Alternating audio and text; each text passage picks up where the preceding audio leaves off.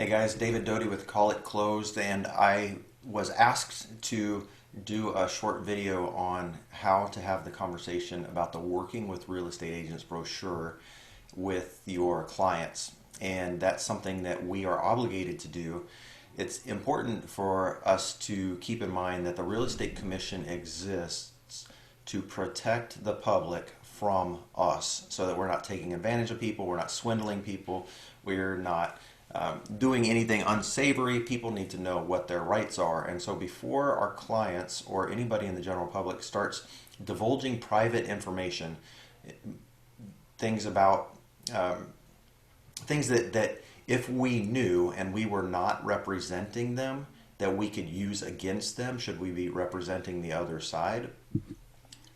The Real Estate Commission wants people to know that they should not share those things unless they are planning to enter into an agency agreement with us. So for example, if you're talking with a buyer at an open house and they let it slip that they're pre-approved for $500,000, but they're going to try to get a good deal, and they ask you to help them write an offer on this house that's listed at $450,000, and they want to lowball you, you could go to the seller and say, hey, they're pre-approved for $500,000, so I think we can get them to come up on the price.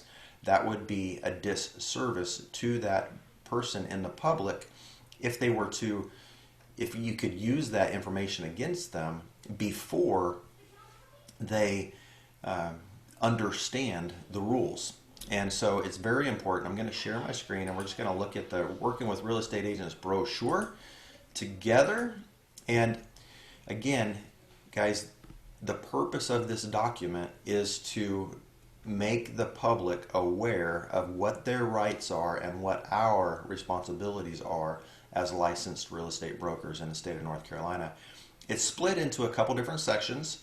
The first section is for sellers, and if you're going on a listing appointment, if you're meeting with sellers that you might be taking their listing, it's telling them what their rights are and what your real estate responsibilities are as a licensed real estate broker. So it's important to look at the bold, and of course you want to read the whole thing and you want to be aware of this, but as a seller, it's telling them, the state of North Carolina Real Estate Commission is telling these sellers, until you sign the listing agreement, avoid telling this realtor anything you would not want the buyer to know.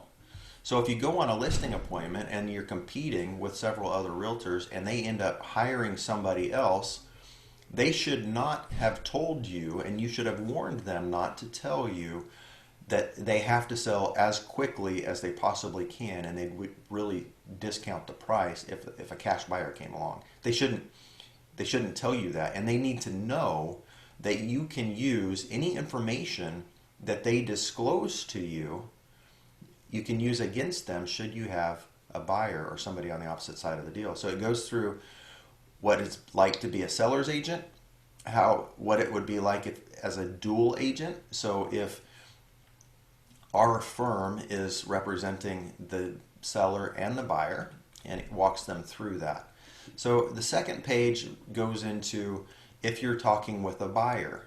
And so be prepared before you meet with a buyer or a seller, have read this and be able to give them a brief synopsis. But again, the main point is telling your person that you're meeting with, your potential buyer or seller, until you make this agreement with your buyer's agent, until we enter into a written agency agreement, do not tell me anything that you would not want me to use against you in a negotiation. Again, it talks about dual agency and designated agency. And then the last section is about sub-agency, which we don't see a whole lot of in North Carolina. It really is going away.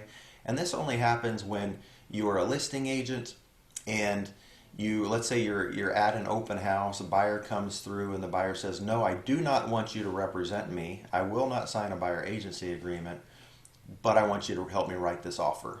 I'm gonna represent myself, and I understand you're representing the seller, and let's make a deal.